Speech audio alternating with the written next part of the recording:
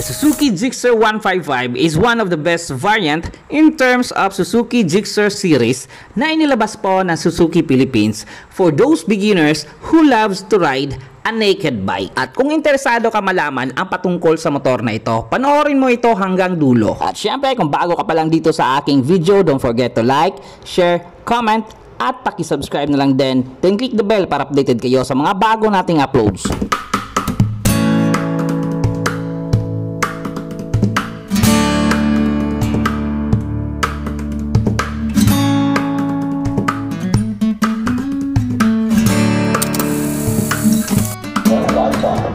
Hello, what's up mga katrapaps? Nandito po ako sa Robinson Mall of Tagum, na kung saan ay mayroon pong event dito, yung Suzuki Philippines, ang pag-promote nila ng Gixxer series.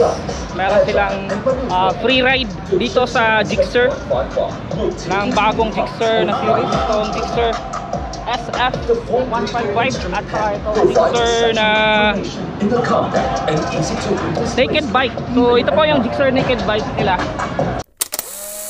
Talagang napakaganda ng bagong variant ng Suzuki Gixxer 155. Kaya dapat isasali mo ito sa listahan ng pagpipilian when it comes to small cc na naked bike. Ito yung motor na saktong-sakto sa pormahan at sulit pang long ride kasama ang OBR o pang solo ride dahil napakatipid po nito sa gasolina na umaabot po siya ng 53.3 kilometers per liter. Sulit na sulit, di ba? Ang Suzuki Gixxer 155 ay mayroong 155cc, 4-stroke, 1-cylinder, single overhead cam, 2-valve, at meron naman ito na bore with stroke na 56mm by 62.9mm na pumapalo ng max power na 10.4 kilowatts at 8,000 RPM. At pumapalo naman ito ng max torque na 14 Nm at 6,000 RPM. Meron naman itong fuel system na FI o fuel injection with cooling system na air-cooled at pinapaandar lang ito sa electric starter na meron naman itong transmission na 5-speed constant mesh at gumagamit naman ito na mechanical wet multi-plate type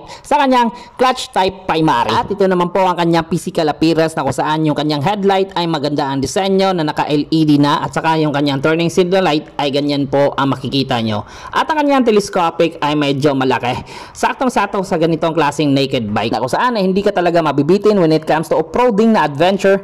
Sulit na sulit para sa ganitong motor. So ganyan po ang physical appearance niya, napaka-sexy at napaka-astig. Dito naman sa likurang bahagi na gulong ay meron siyang swing arm mounted fender na kung saan ay napaka-useful niyan para iwas talsik putik. At meron naman ito 7-step adjustable rear suspension para sa comfortable at smooth riding sa motor na ito. At para na lang din hindi siya masyadong matagtag kung dadaan ka sa malubak na daan. At ang kanyang fairings minimal lang ang nilagay pero talagang napaka-compact at premium yung pagkalagay na hindi siya maalog. At dito naman tayo sa manabela dito sa handlebar ng motor nito. Sa left side, ito po yung makikita nyo mga amigo mga amiga.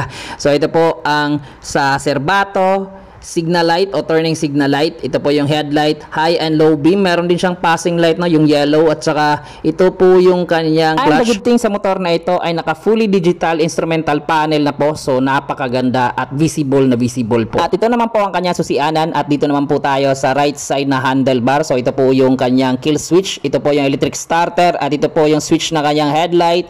So ganyan po ang makikita nyo sa right side na handlebar ng motor na ito. Sulit na din para sa itong klaseng naked bike. So ito po yung kanyang brake sa harapan. At talagang masasabi ko na isa ito sa magandang pagpipilian when it comes to naked bike para sa mga beginners. At in terms naman sa overall height ng motor na ito ay meron itong 1035mm at ang ground clearance ng motor na ito ay nasa 160mm at ang bigat nito ay nasa 140 kg. At syempre para sa atin na hindi gaanong katangkaran, nasa 5'3 po ako. So medyo tiptoe talaga tayo So sa ganitong motor, okay na din para sa mga ganitong klaseng height sa kagaya nating hindi katangkaran. And the good thing sa Suzuki Gixxer 155 is powered with Suzuki Eco Performance. So napakasulit na din. Ang problema lang ay wala talaga siyang kickstarter. So nakadepende talaga sa electric starter.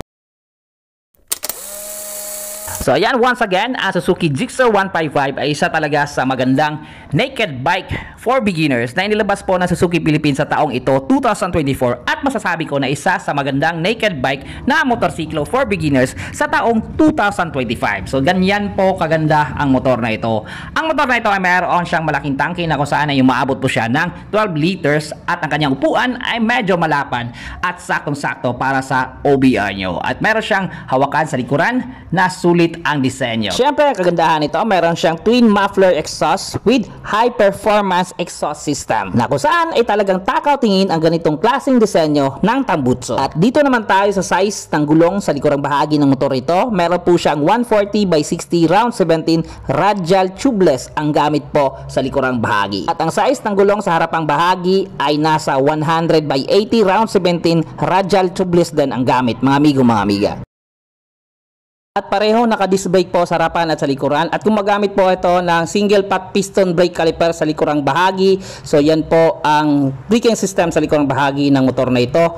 At sa harapan naman po ay gumagamit po siya ng double pot piston brake caliper naman ang gamit sa harapang bahagi ng braking system ng motor na ito. At take note, hindi po siya naka-ABS pero sulit na din ang ganitong klaseng braking system sa ganitong klaseng naked bike na mayroong 155cc. At munti ko na makalimutan, meron po siyang 1000 ml na capacity when it comes to engine oil na inilalagay dito sa makina. At ayan, ano masasabi mo sa ganitong klaseng naked bike ng Suzuki Gixxer series? Paki-comment na lang below kung ano masasabi nyo, mga amigo, mga amiga. At ang eksaktong SRP ng motor na ito ay nasa 104,900 pesos po sa lahat po ng mga Suzuki dealer dyan sa malapit sa lugar nyo. So ito po yung kanyang serbato, no? Nasa ilalim pala nilagay.